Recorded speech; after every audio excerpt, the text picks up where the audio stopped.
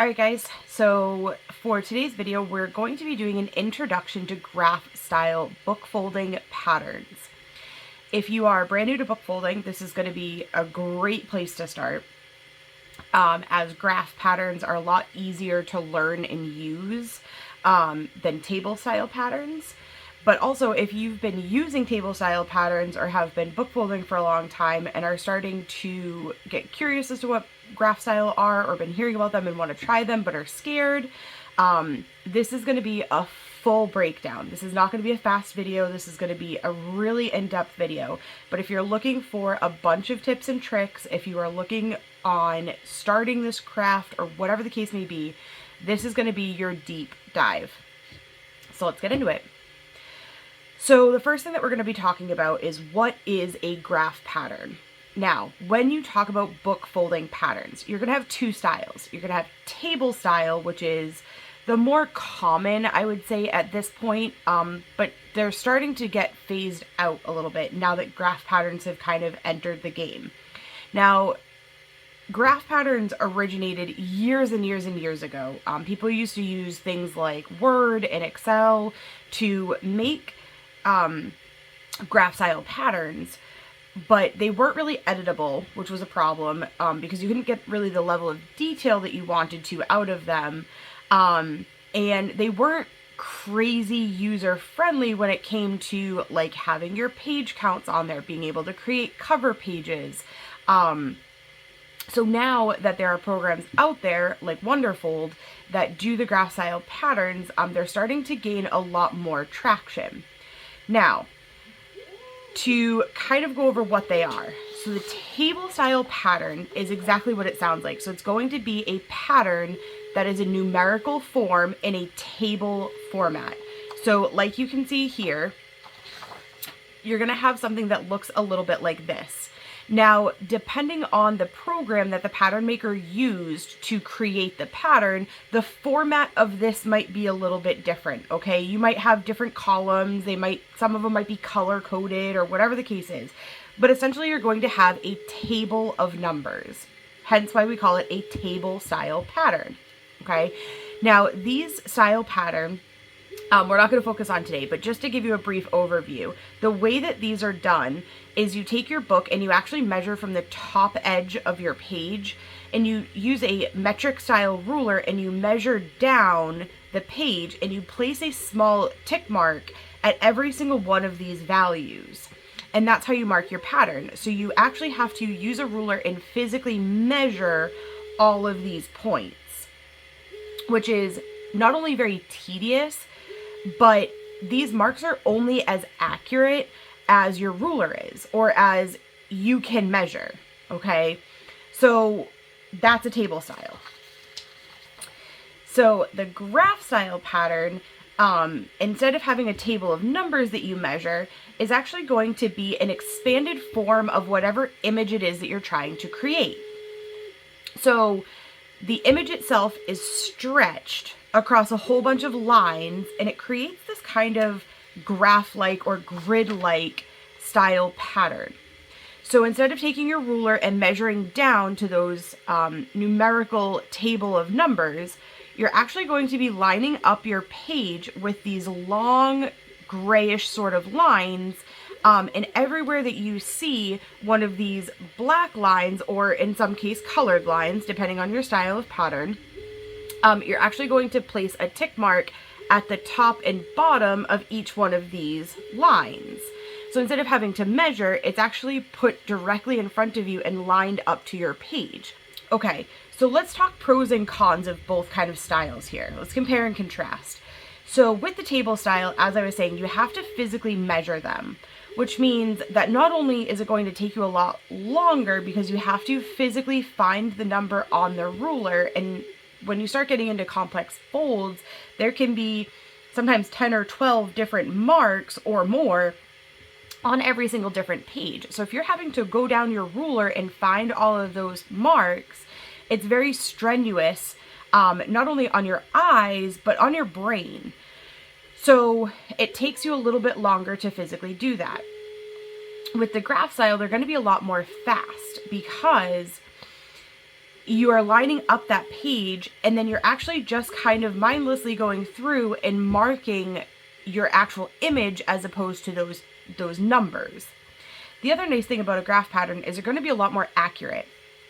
So with the table style patterns, you can only get a curved edge as much as you can physically measure, meaning that you can only mark where your ruler will allow you to mark in an increment that you can physically see. Okay, so like in this case, this is what they call a 2 decimal style table. So this is the most accurate style of table pattern that you can get.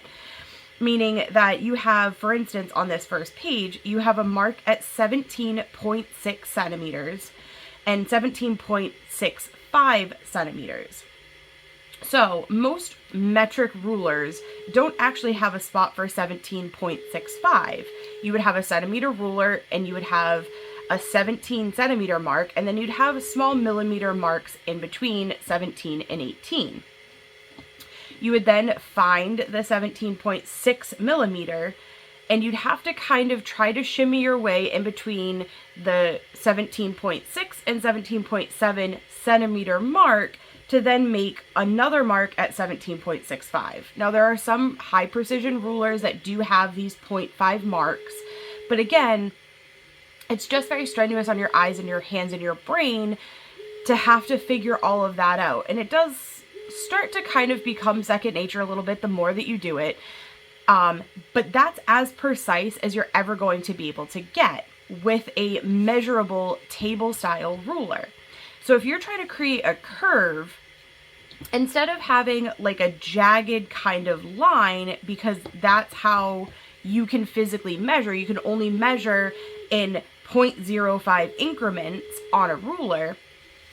With the graph style, if one of those marks needed to be at, say, 17.67 to make it a smoother transition from page to page, you're going to be able to do that with a graph pattern.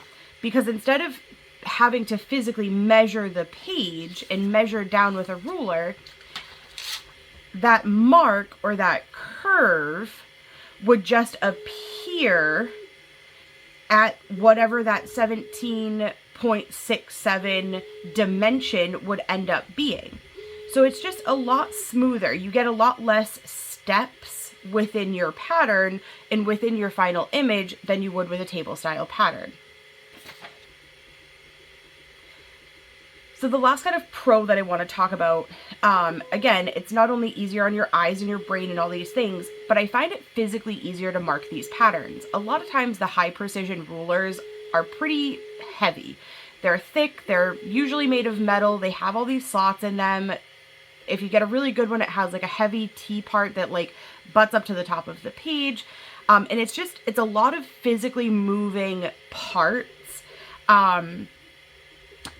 To try to physically mark within a table style pattern, okay? And then you're taking your pencil and you're like trying to mark in these itty bitty little spots, and you're trying to get them like as close as and exact as you can because you're trying to line it up to the ruler, and it's just a lot.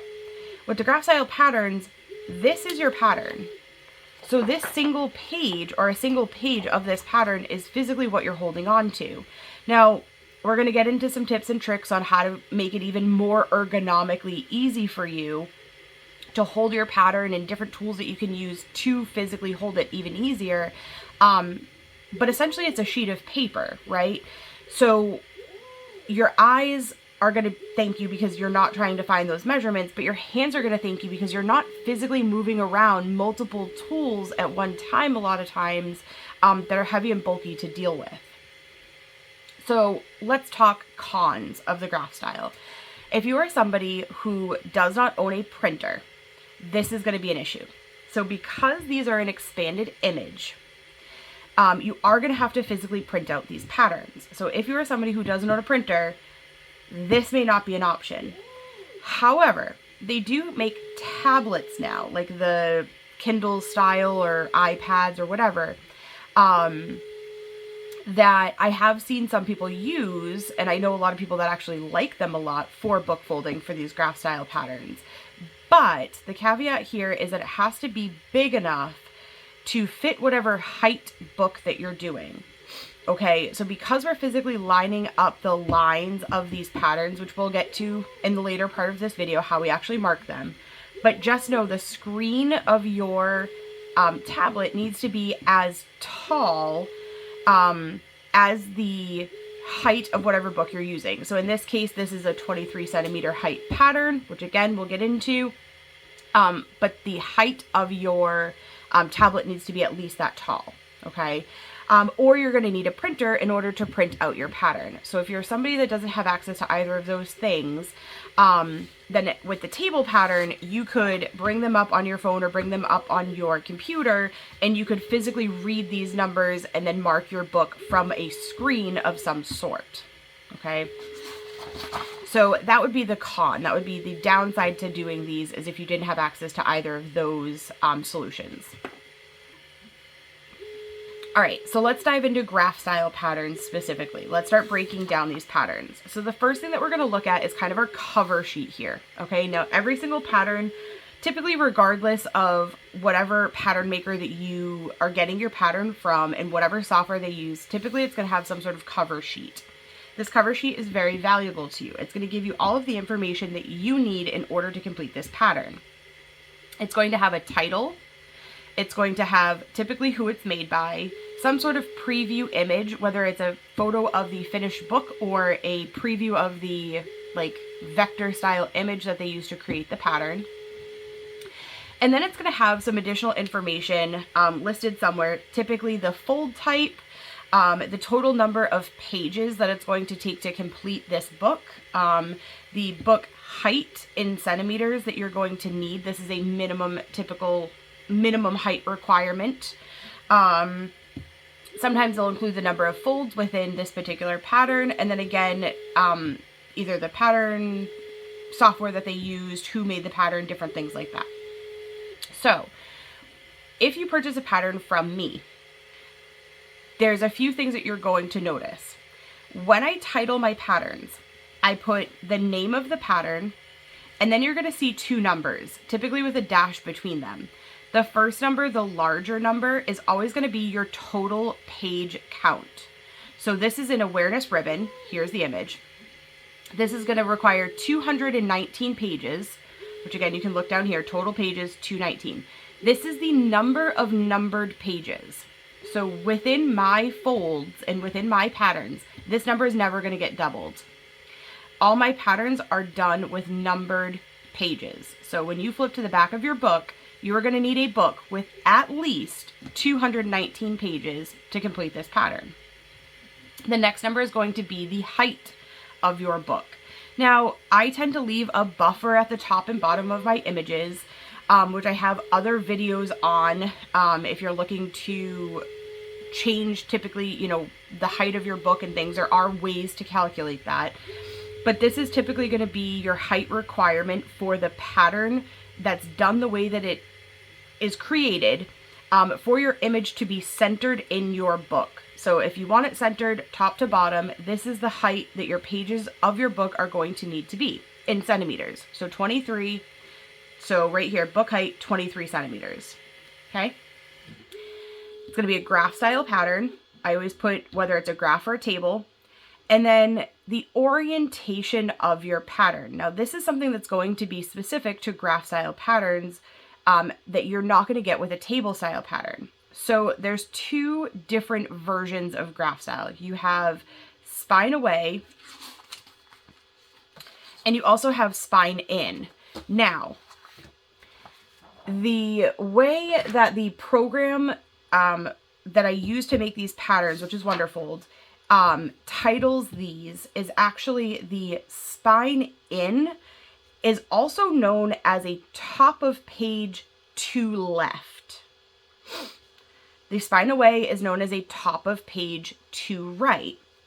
When I first started creating these patterns, and I started marketing them and started putting them out for sale, I had a lot of people that were very confused when it came to, do I want the top of page to left or top of page to right version of a pattern? And I was getting a lot of questions. It was a lot of confusion. It was really stressful for people, and it was overwhelming. So instead, what I did is I started renaming them spine in or spine away, because although most people don't offhand know whether the top of their book is to their left or right, they do know which way they orient their book when you're physically marking your pattern. And notice I said the way you hold your pattern when you're marking your book, not when you're folding it, but when you're marking it, because there are people out there that mark their book with the spine in facing them, but fold their book with the spine facing away.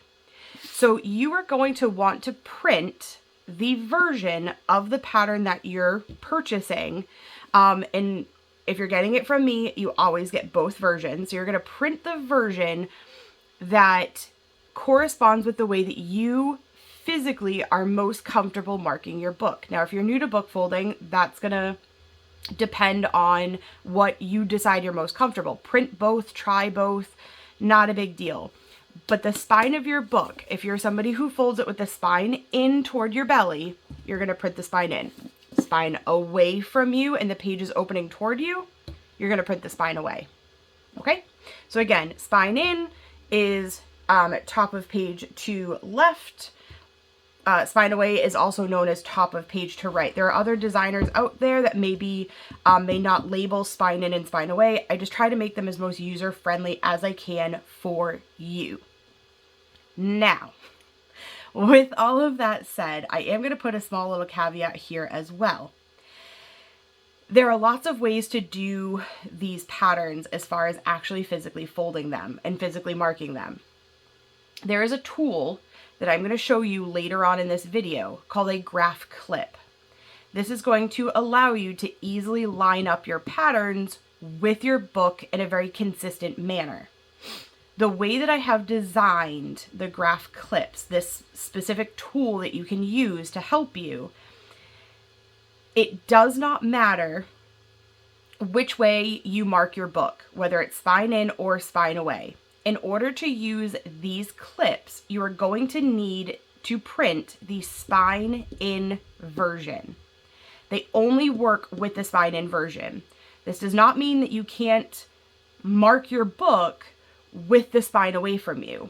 And I will link in the description box below an even more in-depth tutorial on how to use the graph clips and why that matters. And if you are a spine away marker, you know, a person who marks with the spine away, how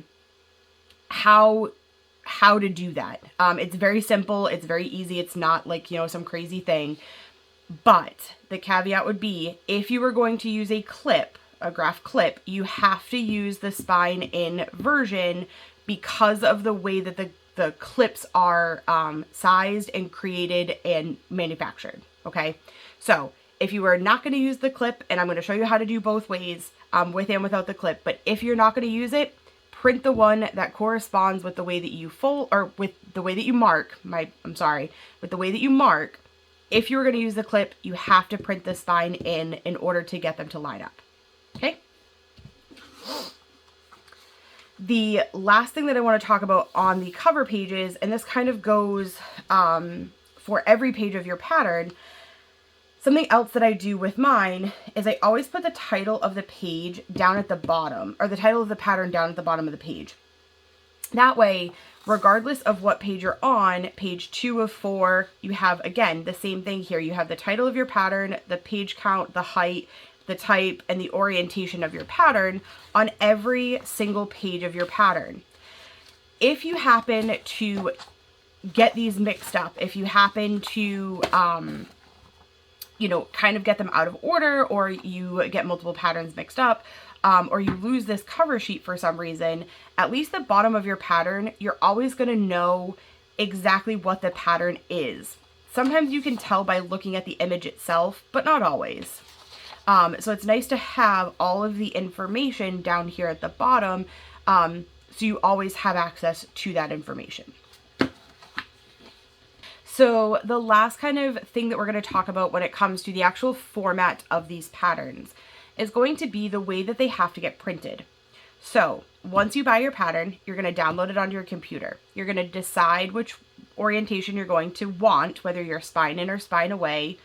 And then you're going to print your pattern, or you're going to bring it up on your tablet. So if you are somebody who is going to print your pattern, this is very, very important. You have to print it in landscape mode, meaning that the orientation of the actual paper is sideways versus portrait mode, which is taller rather than wide. And what that's going to do is, as it comes out of your printer, it's going to make sure that your lines come the long way on your paper, as opposed to if you printed it portrait. This is portrait mode. Your lines are going to be tiny and they're going to print side to side. These lines, these tall or longer gray lines, are actually what correspond to the height of the book that you're folding.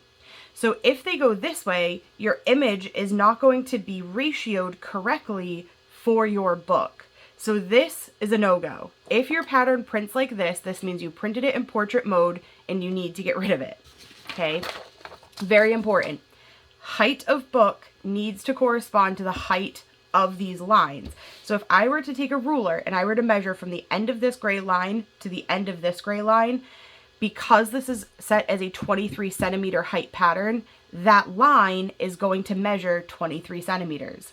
That's another way to kind of double check your pattern. So if you're somebody who bought a pattern off of somebody and you don't have this information, the height of the book, you can always measure this line. And in theory, as long as the pattern's made correctly, as long as it's designed properly, that image is going to be centered within whatever height those lines are. So print landscape mode. Okay, so let's talk tools. In addition to your pattern, the other necessary things that you are going to need in order to mark and fold a graph style pattern is going to be the pattern, some sort of writing utensil. I highly suggest a thin leaded mechanical pencil, a decent eraser. If you don't have a decent eraser on your pencil, the white like gummy erasers are great for book folding. Highly recommend. You are also going to need something to hold your pages. I'm going to go over this particular tool in a minute. This is a folding frame, but you don't need anything fancy like this, okay? You can use a TV remote, you can use a sack of rice, you can use just something heavy enough that's also gentle enough that it can hold the pages out of your way while you're marking and folding your book. If your pattern is a cut and fold pattern, you're also going to need something to cut with. If you're doing a measure, mark, and fold style pattern, which again, if you're not familiar at all with book folding, with what style patterns are and like how they get folded and how you know, I haven't filmed it yet as of the recording of this video, but as soon as I have, I will put it in the description box below, a link to it. But there's lots of videos out there on YouTube and Facebook and all sorts of stuff.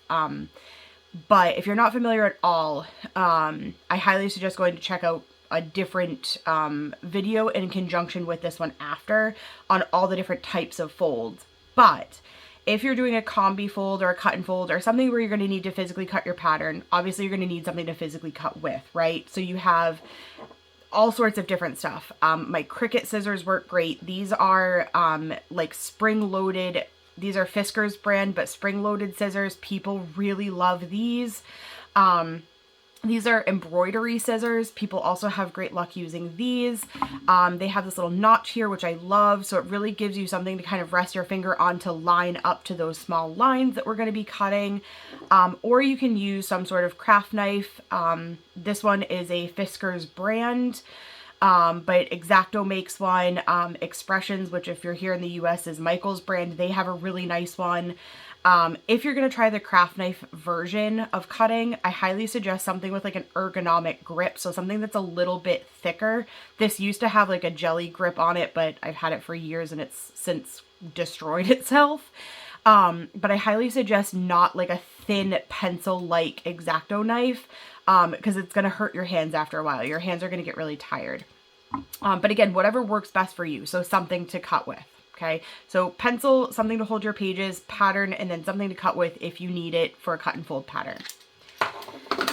Now, I'm also going to talk about some things that aren't necessary, but are also nice to have depending on the style of fold that you're doing. Okay, so again, these are not necessary. You don't need to go out and spend $1 million, especially if you're just starting out and trying to figure out if this is a hobby that you like. But these are some things, if you're struggling, if you've been doing this for a while, and if you're struggling, that might help you either physically get better results, like it's easier on your hands, whatever the case may be. Or that are just nice to have to make your production perhaps a little bit more accurate and a lot faster. Okay, so the first thing I'm going to talk about is this thing right here. So this is called a folding frame. Okay, mine's a little bit dusty, it's a little bit dirty. She just came on a vacation with me, so bear with her. So I sell these on my website. Actually, all of these tools I sell on my website, which will be linked in the description box below. I don't typically sell them colored. They're typically like a natural finish. You can get them in both sealed and unsealed. If it's something that you want to paint or color yourself and then seal, that's fine. But I do suggest sealing them. If you do order the unsealed, you want to do that as quickly as possible, because they are wood, right? So you want to make sure that like the moisture and the humidity and things aren't going to affect the straightness of your frame. So this is made of solid wood. There's no plywood. My frames are solid wood. They have the base of the frame, which is actually where the cover of your book is going to sit. Mine come with a removable backing board, which again, please excuse the dust, but it's a backing board that allows your spine of your book to sit up against, which gives you a really hardy surface to kind of push up against if you're a heavy-handed crafter like I am. You're going to have a set of stationary arms and a set of movable arms or adjustable arms. And then my frames come with these wing nuts or lock nuts, whatever you want to call them, on the side in order to adjust the other set of arms. Now, you're also going to get a couple dowels here. And what these are going to do is they are going to allow you to set the height for the book that you are working on. Now mine have this like glitter coating on them. So mine are still wearing in a little bit, so they're a little bit tight, but that's not necessarily a bad thing. But this contraption allows you to put your book into the frame, and it actually allows you to hold your pages out of the way while you're marking and folding your book. Okay?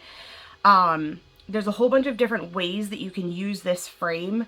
Once you're done folding something, a lot of people like to press the pages of their book together. This frame can also be used for that. So you would just adjust it to the pressure that you want to keep against your book and tighten those wing nuts up and really compress your book. Great for doing that. There's a whole lot of ways, like I said, that you can use this. So this, great tool to have. Some other tools that I'm going to be talking about and using today are something called a scoring guide. So a scoring guide is something that you can use to score the pages of your book. And that is exactly what it sounds like. So you're going to take this, and I have full tutorials on my YouTube channel of how to use all of these books in depth, or all of these tools in depth. But I'm just going to give you kind of a quick overview since this is a video for beginners. So if you're somebody that's familiar with all these tools, feel free to kind of jump ahead here. But the scoring guide is basically exactly what it sounds like. It's got this kind of ridge here. It's got a 3D printed size on it, which is the depth here. And it just sits up against the edge of your book and allows you to score your book for multiple purposes, whether it's the depth at which you're going to fold back to, whether you're doing a multi-layer pattern that you have different depths that you want to cut to, whatever the case is, it gives you something that's totally accurate to score up against. If you're going to use it, you're going to need something to score with. This seam ripper is my preferred tool to use. You can use any seam ripper. They make scoring tools. This is just my preferred one. I like the ergonomic grip, as we talked about with the X-Acto knife earlier. but also this is sharp enough that it creates a really nice score mark, but it's not sharp enough that it tears through your pages.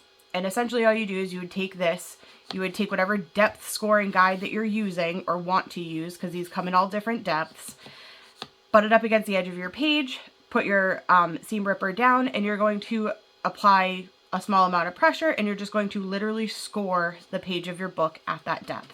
Okay, so folding frame, scoring guide, this is a seam ripper or something to score against. And the last thing that we're going to talk about is the graph clip. Now, these graph clips are what we were talking about in the beginning of this video when it came to the orientation of your pattern. These come in different depths as well. So this is a 23 centimeter height clip. And again, I have a video that I will put in the description box below that walks you through exactly how to use these, break it all down for you, and show you the differences in the different depths of your guides. But you want to make sure that you're using the guide height that corresponds with the height pattern that you're using. So in my case, the particular pattern that we're using is a 23 centimeter height pattern. We're going to use the spine in because I am going to demonstrate how to use this clip. So because it's a 23 centimeter height pattern, I need the 23 centimeter graph clip. These come in 22, 21, and 23 centimeter heights, okay? Because those are the typical height patterns for most people that they create and use and fold. I can make custom sizes if you need it, but again, those are the typical height patterns that you're going to see, 21, 22, and 23. So when you order a clip from me, in the packaging of your clip, you're also going to receive some cardboard pieces. And these cardboard pieces are actually a backing board to use with your clip. You're also going to get a binder clip, which looks like this. And essentially, these cardboard pieces are used to fit inside of your graph clip, like this. We're going to take your pattern and place it inside, and then you're going to place your graph clip on top. Okay? So you'll need some sort of backing board to use with your clip, and then the binder clip itself. The other option that you have instead of cardboard, which I do provide, like I said, with the clip when you buy it, the other option is you can buy a cheap cutting mat, which if you're using an X-Acto knife to cut, the cutting mat's going to be necessary. But you can cut your cutting mat down to be the backing board for your clip as well. Okay, so those are some other things. Again, you don't have to go out and spend $1 million. You don't have to go out and buy a single one of these tools. I'm just showing you some things that are going to make it easier for you down the road if this is something that you decide to stick with, or if it's something that you've been struggling with. Okay, so the next thing that we're going to talk about is how we're going to prep our patterns. Okay, the next step is going to be how we're going to physically take our patterns and we're going to prep them and get them ready to use. So the first thing that I do is I always take my cover sheet and I fold it in half. And if we were back in elementary school, I would say the hot dog way. And you want to get these as close to accurate as possible. So we're going to take the corners of our pattern. Because my desk is glittery, it makes it very hard to see the corners of a white sheet of paper. But you're going to want to fold your pattern in half. And I take the cover sheet and I do the same thing because this is a great way to store your pattern. So I'm just going to set that off to the side. Okay, so once you have your cover sheet folded, the next thing that you're going to do is you're going to go through and you're going to figure out kind of where the halfway point is on these sheets as well, your actual pattern sheets. And all I'm going to do is I'm going to figure out where they are, and you can fold these if you wish, but my preferred method of doing this is actually to just kind of figure out where that halfway point is and then cut my pattern in half.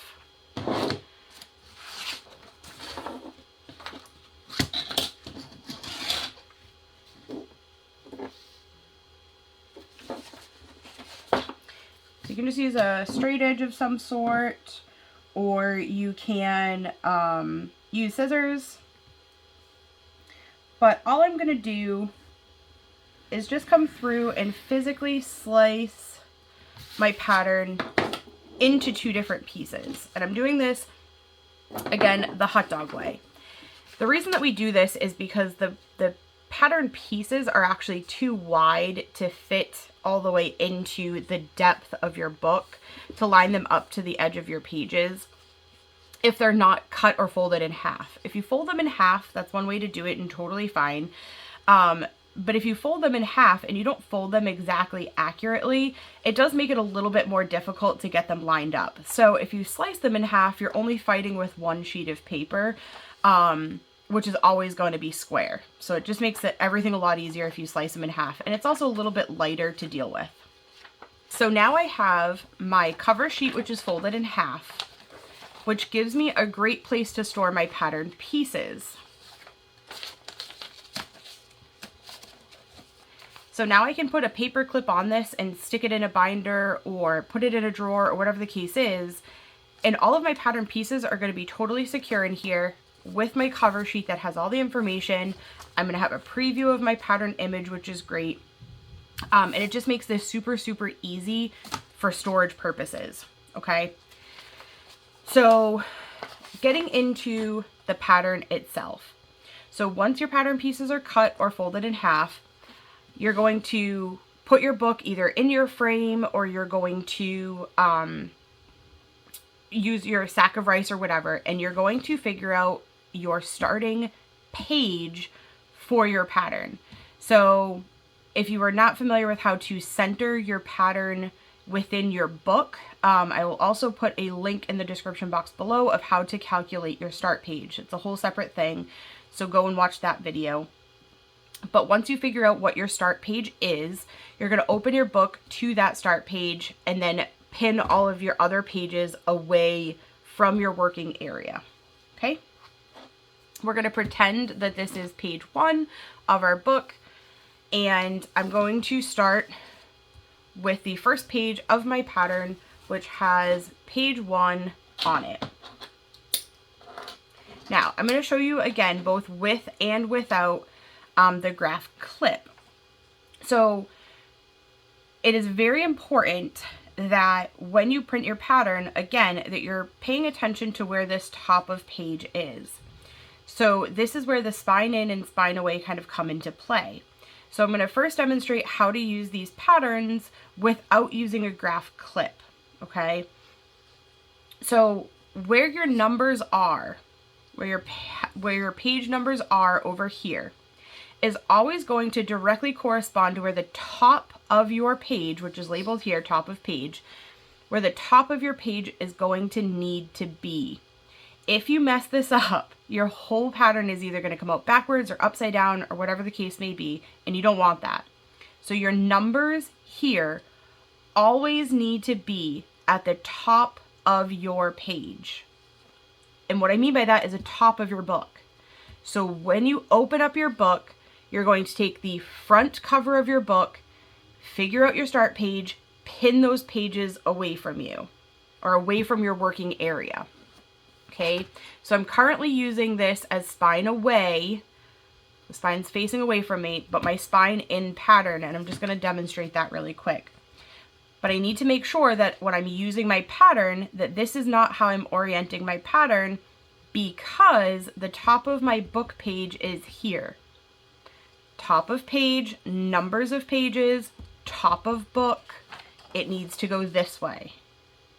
Okay, very important. So even though that the numbers are facing upside down from me right now, it's most important that you orient the top of your page and your numbers to the top of your book.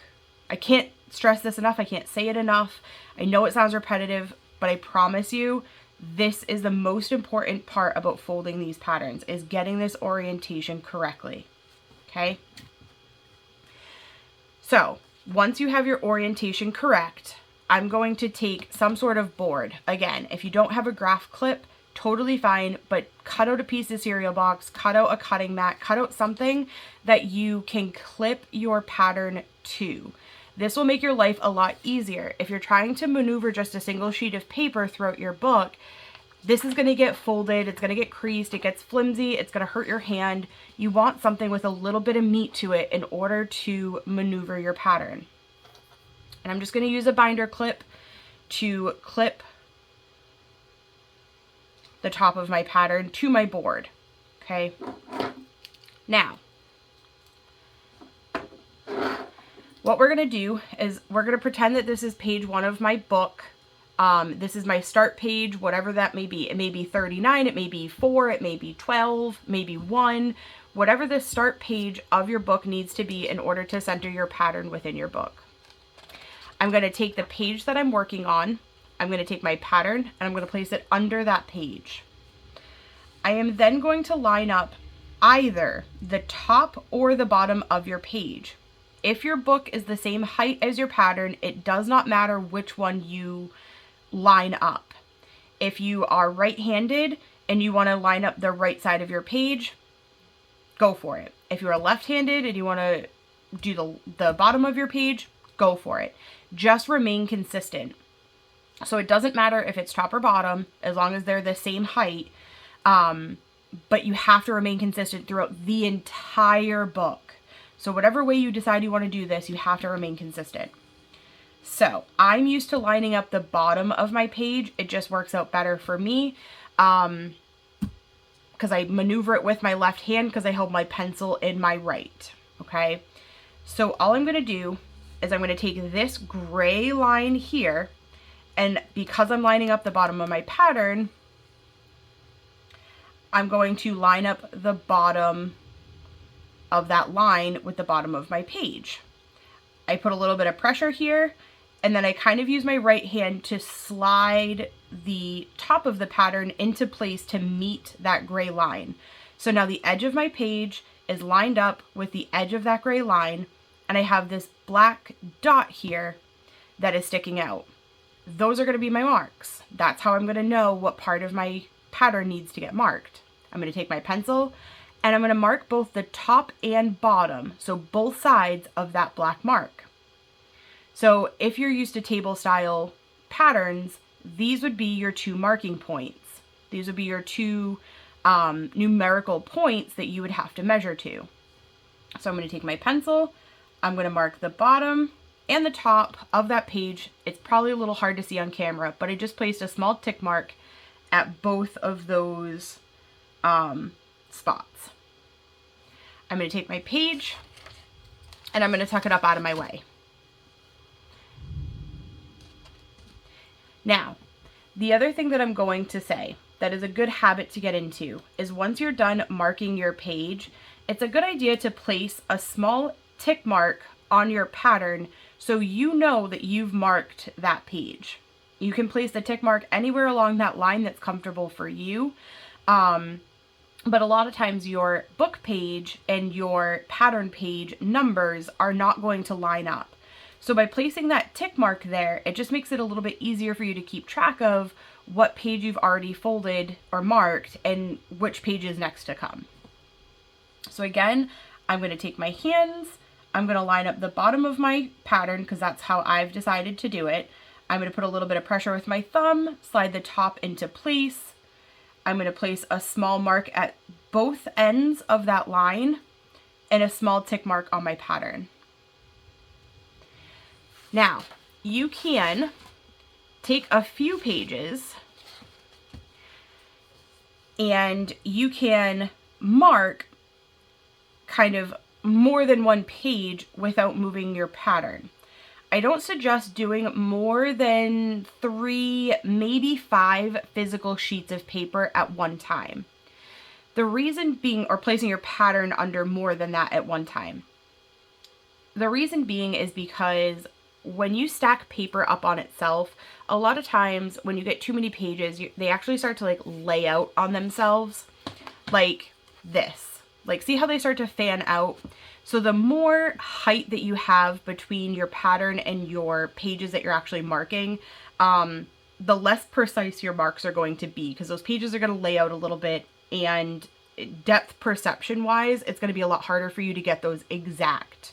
So I tend to go either page by page. If it's a really intricate pattern, you're better off going page by page, or 3, maybe 5 pages max at any one time. but I'm just going to quickly show you kind of what that looks like. So if I were to do a few pages at a time, I would come through. Here's my first page. Again, I'm going to line up the bottom of my page, kind of swivel this into place, mark the top and bottom of that mark, tuck this out of the way, place my tick mark for that page that we just did. Now all I have to do is kind of slide this out for my next mark. Again, make sure the bottom's fully lined up, top and bottom of that mark. Tuck the page up. Now I'm just going to skip ahead to this deeper into this pattern just to kind of show you guys what happens when you have more than one line or more than one section of pattern on your page. So all you're going to do, again, we're going to follow the same procedure. Put your thumb down, kind of hold a little bit of pressure, line the top of your pattern up, and you're going to mark the top and bottom of every single line. Now, if I didn't have a backing board on this piece of paper, this page would be flopping around like crazy. So this gives me somewhere to kind of rest my hand, and it gives some sort of structure to this pattern, which makes it a lot easier to maneuver and to kind of hold itself in place. Okay. So you're going to go through and you're going to do that for your entire book. Now, when you've reached the end of your pattern here on this page, you unclip, you'll have all your tick marks down this one. And I always make sure that I'm grabbing the next correct pattern piece. So I have page 43. The next page that I need is 45. Okay, they all go in odd numbers. You're always marking the odd side of your book, odd side of your page. But you always want to make sure that you're grabbing the next correct pattern piece. You can even label your pattern pieces if you're cutting them in half, page 1, page 2, page 3, you know, whatever you need to do to make this work for you. But you want to make sure that you're grabbing the next correct piece of your pattern. All right, so I showed you kind of how to do this with just a backing board and some sort of clip or a piece of tape or something to hold this to a board. Now I'm going to quickly show you what the graph clip does and why it makes your life a little bit easier. So you're going to take your pattern piece and you're going to do the same thing that we kind of just did. You're going to orient your pattern piece to make sure that your numbers correspond with the top of your page. This is the spine in version, which is imperative for using the graph clip. And what the graph clip is going to do is we're just going to layer it in here. You're going to take the bottom of your clip, you're going to put your backing board in it, which again, if you ordered it, save the packing material. That's where that piece of cardboard is, or you can get yourself a cheap cutting mat and just cut it down to size. You're going to place your pattern piece bottom side into the clip. Okay, this is where the height of the clip makes a difference. This gap here is what's going to be made up by this graph clip. Okay, so the distance here that we're trying to line up the bottom of the book is going to be made up by this clip. It does not go on the side with the numbers. You always want to be able to see your numbers. If you can't see your numbers, you're doing it wrong. Graph clip bottom, board, pattern, top of the clip. You're going to want to make sure that your pattern is all the way seated into the clip. Place the topper on, make sure it's nice and straight within your clip. And then you're just going to take your binder clip and just place it on there to kind of hold everything together. What this is going to do is this is actually going to make it easier for you to butt up and perfectly line up your pattern. So instead of having to sit there and figure out where the bottom of your pattern is and maneuver the pattern through your book, this just sits up against the bottom of those pages, against the bottom of your book, and makes it so that way it's perfectly lined up every time. I'm going to flip this page. Again, I'm going to do a couple of pages, and I'm just going to pick a few pages at random to do with you. So again, I slid it under the couple of pages that I'm going to work on. We're going to pretend it's this one for now, but there was no lining up to be done. I just pull it tight to make sure that it's perfectly butted up against the back of, or the bottom of the book. You're going to pull your page out to make sure it's nice and straight, and you're going to go through and you're going to make your tick marks, make a tick mark on your pattern, flip your page. And now, because you have this here, you just slide it out. There's no more trying to maneuver your pattern. Again, drag your page out, make sure it's nice and straight, place a tick mark at the top and bottom of all of your marks, put a tick mark on your pattern, and move on to the next page. Now, if you're somebody who's used to table patterns, tell me the last time that you were able to make 1, 2, 3, 4, 5, 6 marks on a pattern that quickly. You can't. There's no way that you can even read those numbers on that pattern and transfer them, especially to your page, that quickly. It's literally that easy. Tick, tick, tick, tick, tick, tick, and then I mark my pattern and move on. It's that easy. And it's so accurate. So, I mean, like I said, if you're new to the book folding world, this is the way to learn. If you're fighting it because you hate change, or you're just starting to, you know, make the change over to graph style patterns, I promise you, it's a little bit awkward at first, but it is so much easier and so much faster to do it this way. And it's so much nicer on your hands. Like, it's just boom, boom, boom. I mean, I can mark this whole book very, very quickly. Okay. And all you're going to do is you're going to work your way all the way through your book, making sure that the top of your pattern is the top of your book and that they match. Just to quickly show you, even if I'm folding or marking rather with the spine in toward my belly, you have to make sure that the top of your pattern corresponds with the top of your book. Okay. So just for kicks and giggles, I'm not sure why you would, but if you printed the other version, so spine away, but if you're a spine in folder and happen to print the wrong one, if you folded this in half, this would be wrong. So the numbers are facing the right way, but the numbers are now at the bottom of my book, which is not what I want. You always want to make sure that the top of your pattern is facing the top of your book. So the numbers would be upside down, but that's okay. Not a huge deal. But the orientation of the pattern and the orientation of the book are the same, which means that my image is going to come out correctly. Okay? All right, guys, so you're going to go through and you're going to do your entire book. You're going to start at your start page. You're going to work your way through your entire pattern. And that's all there is to it. So with the graph style pattern, they get folded the exact same way that a table style pattern does. So you can use a graph pattern to do a measure, mark, and fold pattern. You can use a graph pattern to do a combi, a cut and fold, and multi-layer patterns. And these are perfect for multi-layer patterns. If you're interested in how to fold a multi-layer and how easy they are with graph patterns, I have a full tutorial on that too.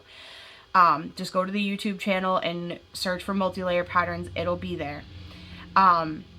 They're color coded. They're beautiful. They're so much easier to do than table style. And they're darn near flawless. Okay. Once you fold them.